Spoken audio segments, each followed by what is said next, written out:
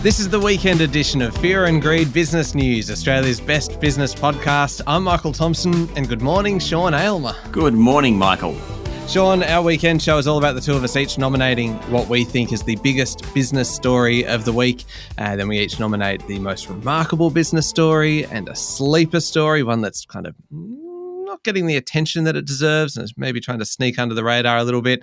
And then our favourite business story, and it is, of course, it is a competition, and every category is judged to find a winner. We can't judge it ourselves because, well, we have done it in the past and it never ends well. Instead, we need an external judge, so we are joined by our Fear and Greed colleague, Adam Lang. Adam, good morning. Good morning, Michael and Sean. Now, Adam, you were missed last week. I thought Canna did a great job. Canna did do a great job. I mean, actually, you weren't missed, really, when I come to think of it, because I think I won. But what Canna did was introduce something which has never, ever happened on Fear and Greed before. I heard it. Out of competition between the two of us, a third person won. ASIC won. Yeah. ASIC. So last week, of course, was Canna Campbell, who is my co-host on our sister podcast, How Do They Afford That? And financial planner and financial literacy expert and all of this. And I thought I have got this. I thought I know Canna well. We've been doing that podcast for a long time. I don't know exactly what story she's into and all of this. I wasn't expecting her to come with such a strong bias against me. And all of a sudden we get into this and she's doing everything she can to avoid awarding me points, including giving the point to ASIC instead of me. But it was my story. I should have got the credit for it. And the one story you did get, it honestly took her 2 or 3 minutes of, I don't think I can. Oh, no, I don't want to give it to you. It sounded like it physically hurt her to award it to me. Anyway, it was good fun, and I thought she did a very good job. Yeah. And the thing is, though, Adam, Canna brought her own criteria of what she was looking for. And just as arbitrary as yours. That's right. It was still very hard to figure out kind of what we needed to do. So very quickly, what's your criteria? What are you looking for in our story choices today? All right. Topicality, timeliness, economic impact. We throw in a bit of my own subjective bias. We have to acknowledge that. And then, of course, from you both, we look for some melodrama. Let's jump into it. The biggest story of the week. Sean, you won last week, so you get to go first this week. Okay, the biggest story this week is just how well Australia's relationship with China is going, or at least improving. This week we found out that Beijing had made a preliminary ruling to cut tariffs on $1 billion worth of Aussie wine. Then China's top diplomat, Foreign Minister Wang Yi, decided to visit Australia. As Prime Minister Anthony Albanese said, significant progress has been made in recent months to remove trade impediments with China, including that interim ruling this week. He said that having a dialogue with China is a good thing. Now, a discussion with Wang Yi will include stuff like consular matters, trade impediments, human rights, conflict prevention, regional security, etc. We haven't actually had the Chinese foreign minister in this country for 7 years. Now, given they are such a major trading partner, that ain't good. Without sounding overly Keating-esque here, China matters to Australia, and the relationship between Beijing and Canberra has major implications for how well our economy is going to perform. Things really started going south in 2018 when the coalition government effectively banned Huawei, and then it got worse when former Prime Minister Scott Morrison pushed for an inquiry into the source of COVID-19. That inquiry, of course, was focused on Wuhan, China, where the first case emerged. Eventually, we got to the nadir. Is that what nadir? Is that the word at the bottom? Yeah. Good word, Sean. Point there. Eventually, we got to the nadir when Beijing imposed tariffs on about $20 billion worth of Aussie exports. Now, that's been eaten away under the current government. Wine was a really big one. And this week we got it. With iron ore, lithium, nickel and other commodities coming off the boil, normalising, or as Penny Wong put it, stabilising relations with China is a big, big deal. Big story this week. Michael. Sean, the difference between you and me, I mean, you say nadir, I just say it bottomed out. It just... Yes, but that's you, isn't it? I say nadir, you say bottomed out, and then you have that sly smile on your face, that naughty boy smile. Then I have a giggle at the word bottom. Yes. Anyway, but I'm the man of the people, and I'm pretty sure that most people, when they hear me say the word bottom, they're like, No, maybe not. Not Adam, though. This is an audience of one here. Yeah, unfortunately. Oh, God. Stoic. Okay, look, that's a big story, Sean. It is big. Though the biggest story, because keep in mind that it's not just a big story of the week. You've got to go for the biggest story. And the biggest story this week has been the absolutely seismic moves in industrial relations this week. Couple of things before the Fair Work Commission at the moment.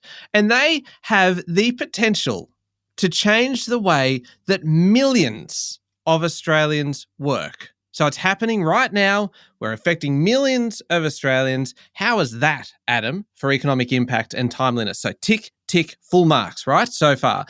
We've got the Australian Council of Trade Unions wanting work from home to essentially become a basic right under the National Employment Standards. Essentially, a request to work from home would have to be approved unless kind of rigorous consultation was done in order to knock it back. It's part of a Fair Work Commission review of industry awards affecting about 2.5 million workers. Right, that's a lot of people. But it's not just that 2.5 million that it would affect. Any change would be likely to set a precedent for other industries, other workers too. So absolutely massive flow-on effects here. At the same time, you've got employee groups like the Australian Industry Group and Australian Chamber of Commerce and Industry arguing for changes over the way that shifts and minimum pay for casuals and part-timers who are working from home can be set.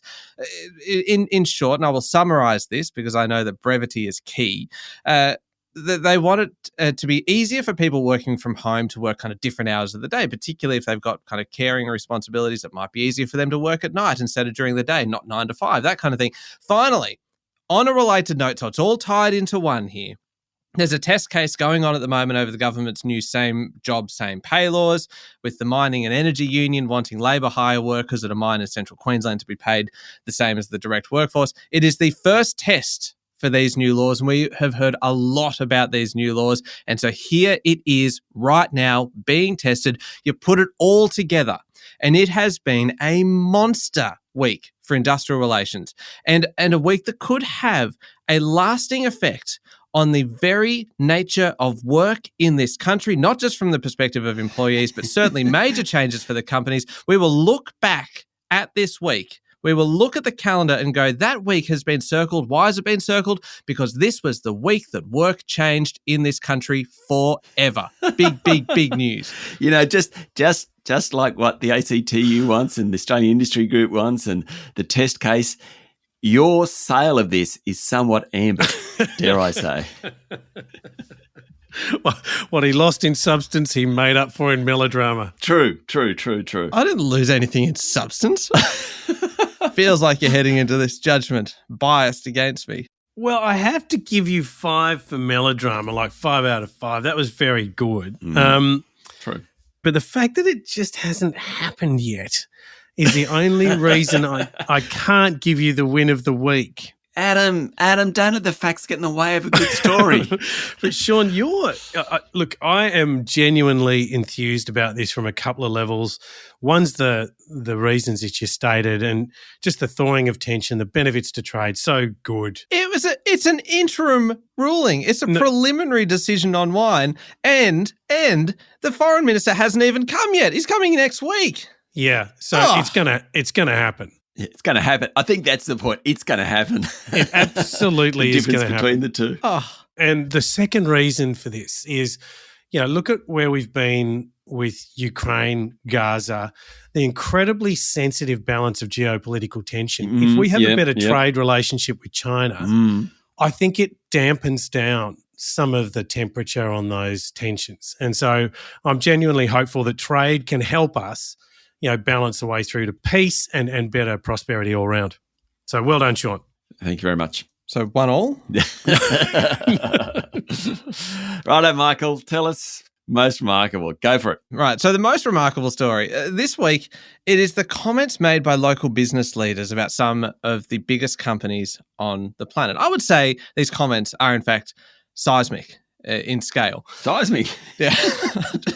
It's going to be my go-to word this week. Anyway, Commonwealth Bank CEO Matt Comyn, who's not normally particularly outspoken about other companies, he got stuck into the US tech giant, saying that he found it extraordinary the lack of scrutiny they come under. Apple, for instance, made revenue of $12 billion in Australia and paid tax of $160 million, meaning that it had an effective tax rate of 4% compared to, as he made the point, the 30% rate paid by the Commonwealth Bank. And when you put it like that, you can kind of see why he's getting a little bit annoyed and making the decision to speak out about it. Then, of course, you had Peter Costello, former treasurer and chair of Nine Entertainment, describing Google and Meta as, and this was a great quote that you mentioned through the week, Sean, monopolies on a global scale that would make Rockefeller blush.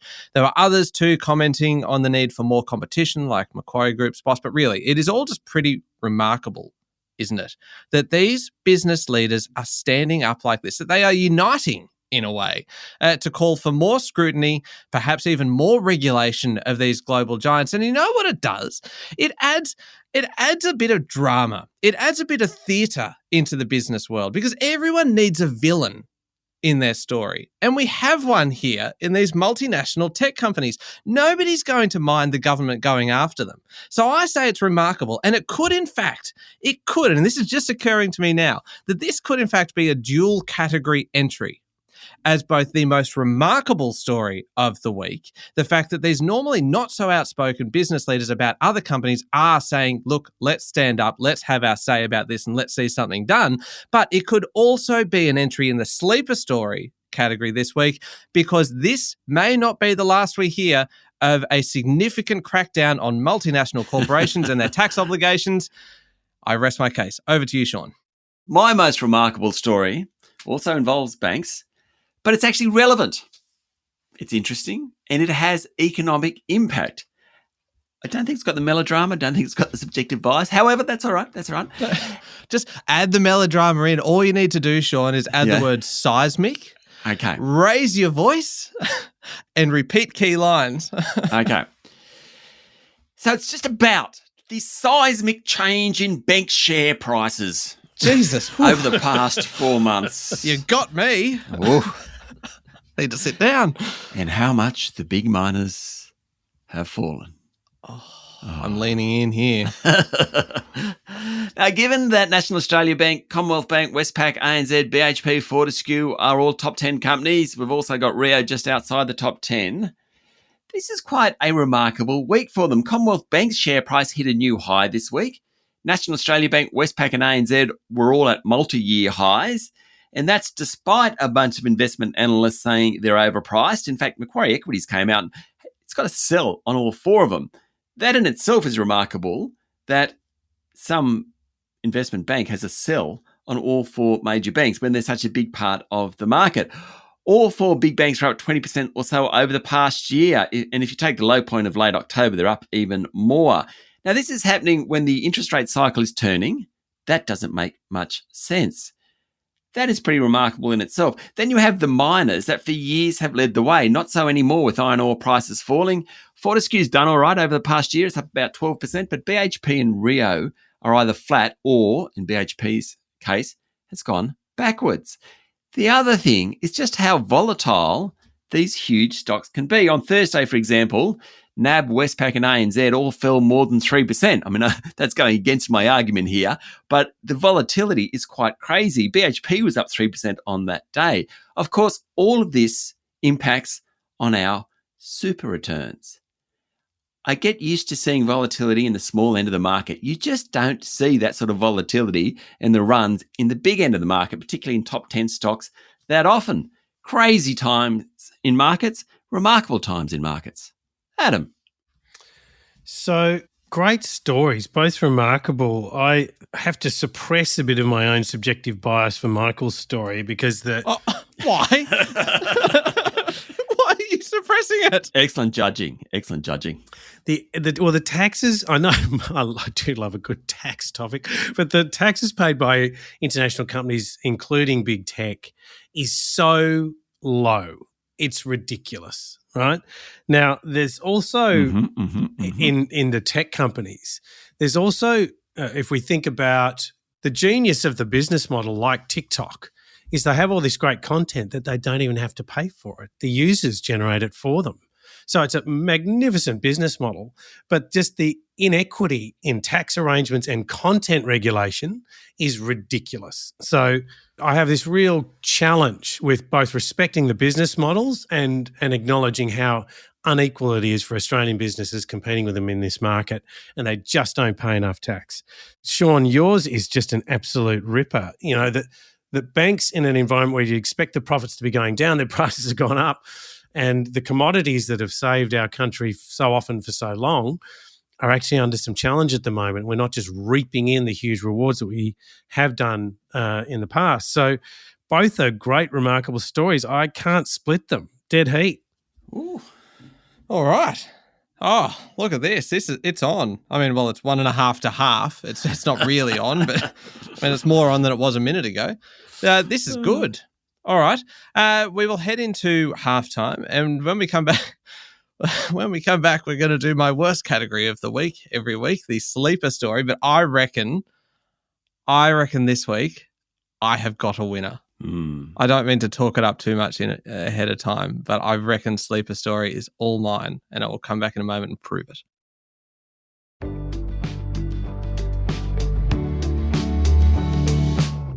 Okay, Sean, we're looking for a sleeper story this week. It is a story that is maybe not getting the attention that it should, or it's going to be a bigger story further down the track.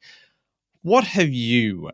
You've lifted up the rocks under which stories like to hide, and you've had a bit of a poke around amidst the centipedes and the slaters, and you found a story for us. What is it? You're just saying that because I've been attacked by a praying mantis in the studio this morning, and you saw me jump. And they are frightening. They are big.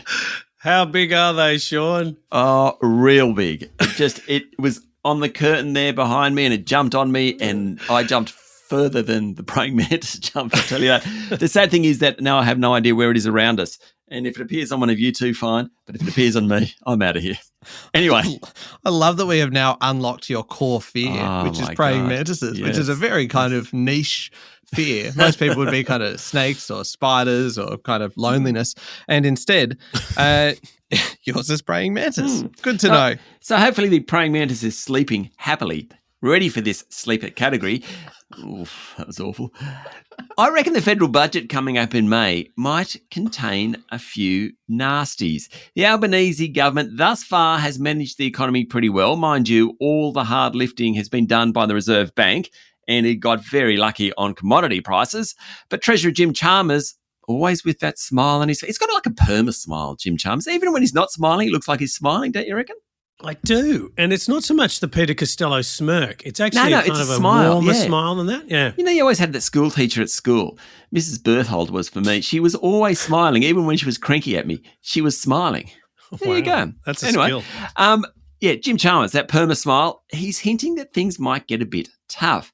He said the days of windfall revenue from commodities were coming to an end, and the $69 billion in extra revenue forecast in the December budget won't be that much anymore.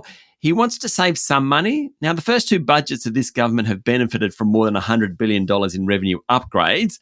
That's basically in the back of higher iron ore prices.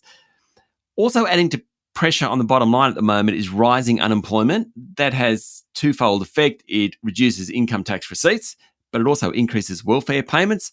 Chalmers also highlighted this week the tax cuts that are coming. He kind of suggesting that that was actually the good news. We also this week had a story about the government asking older, richer Australians to pay more to fund their own aged care. Oldies would pay more for their rooms, their meals, their everyday living costs, etc. Richer Australians receiving in-home care that have to pay for things like cleaning and gardening. There's just a lot of smoke around at the moment. That's why I'm calling it a sleeper story. Maybe we're going to start seeing a few nasties in terms of budget cuts. It's not necessarily a bad thing, to be honest, but it might be on the way. I reckon the next few months perhaps might be full of some bad news. My sleeper story. Michael, stop groaning. Oh, I wasn't groaning. I was yawning. There's a slight difference. Right. It's like the difference between a smirk and a smile. Absolutely. It's subtle. But look, my sleeper story, I shouldn't go into this too confident because it has backfired, but I think I do have this. You did sell it in, Michael. I know I did.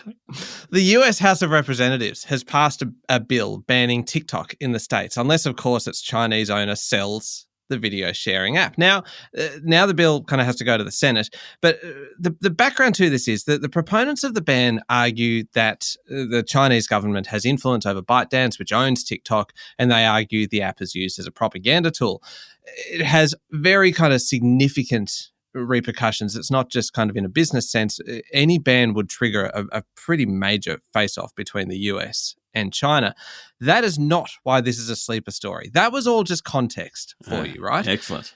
It is a sleeper story because there is going to be pressure mounting then for the same thing to happen in Australia. The Prime Minister was asked about this during the week, and he said the government has no plans to ban TikTok here. But as we've seen in the past, no plans can change very, very quickly. Just think about the changes to the stage 3 tax cuts where there was no plans to make any of those changes. And then look what happened. Everything was changed. So no plans has to have kind of like little inverted commas around it.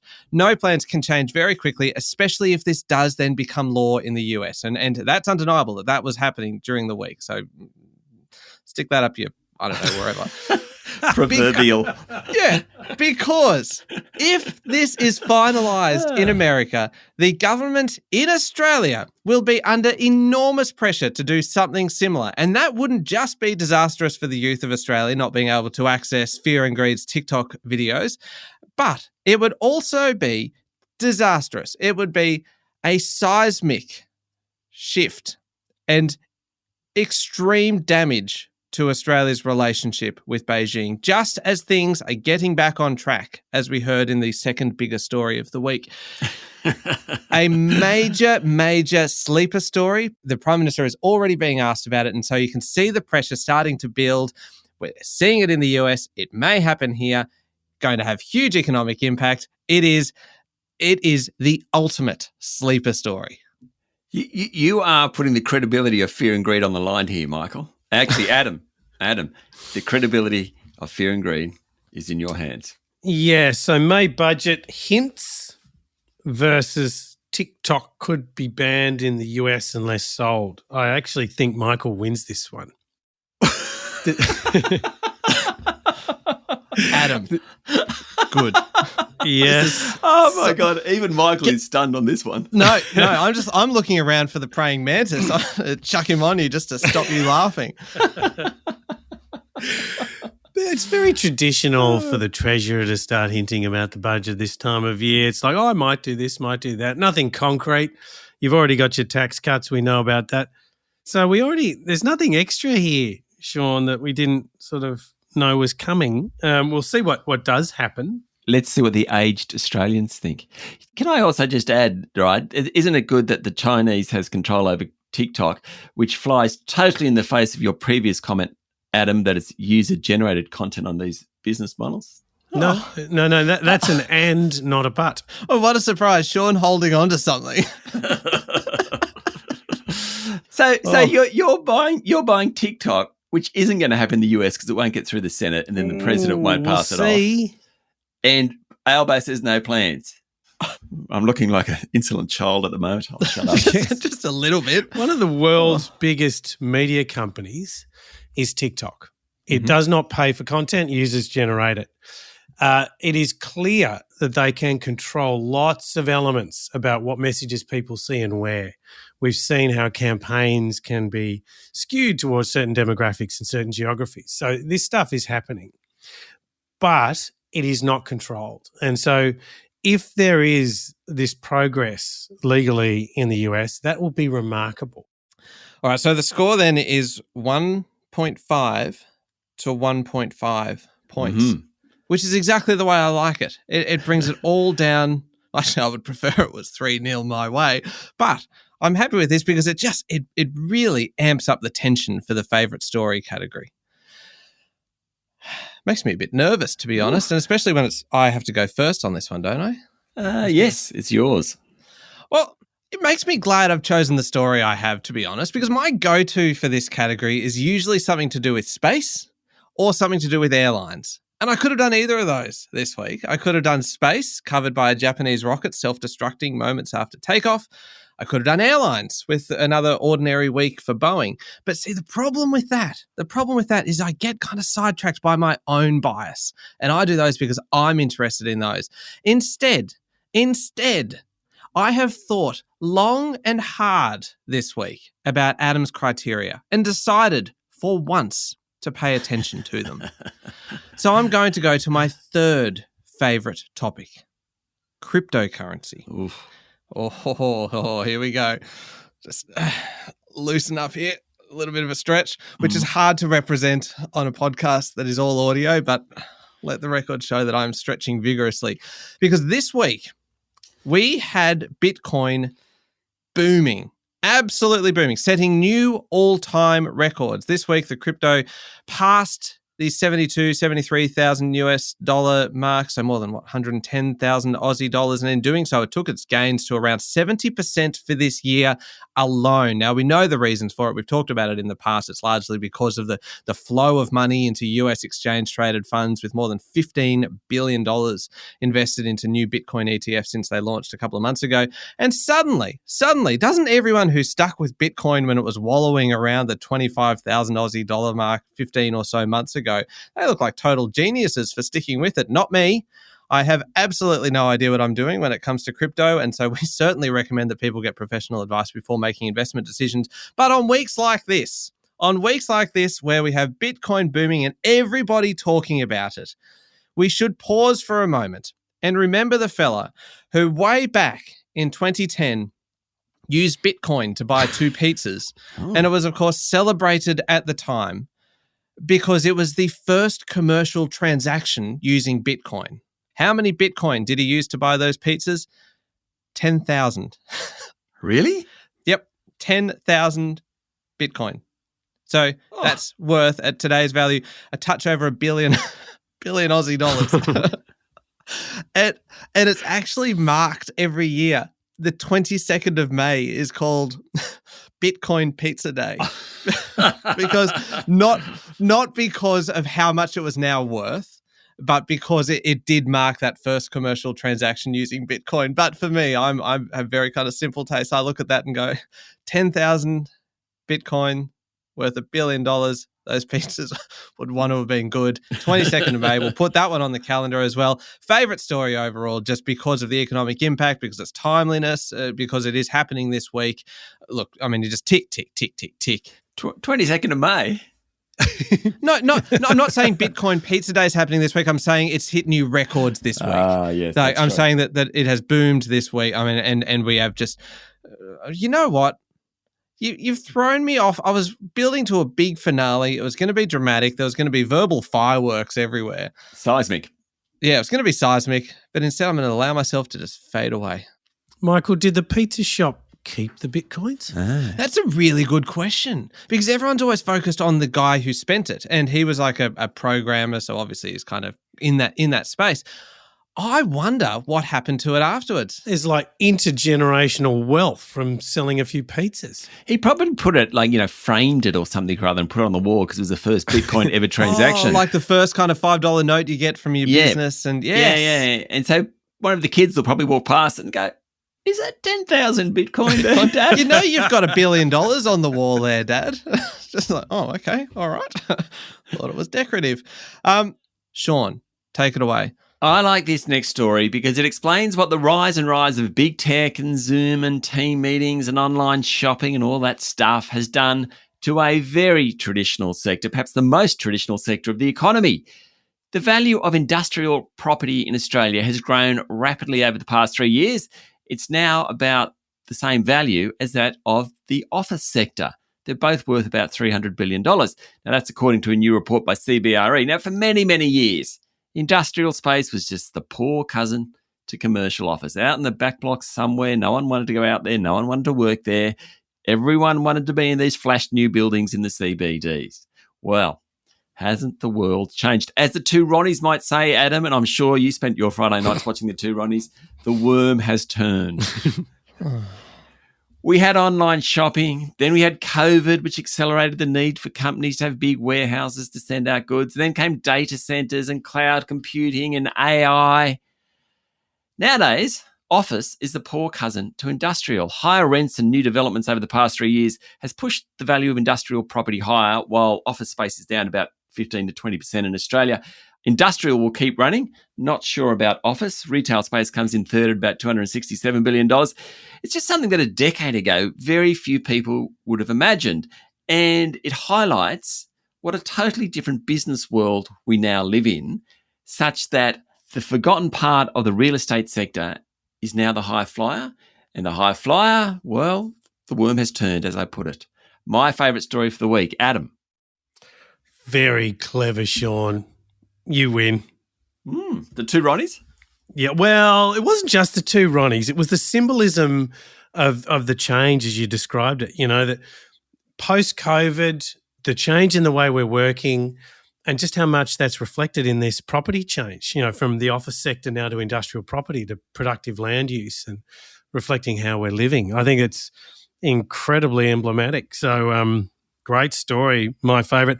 And with anything cryptos, geez, I still struggle to get there because, like you, Michael, I just don't understand them. I just don't understand. I had 25 out of 25 points. How did I lose that? Well, that was the self-assessment, yes. Yeah. Yes, granted. Oh, goodness me. Your judgments have hit a nadir here.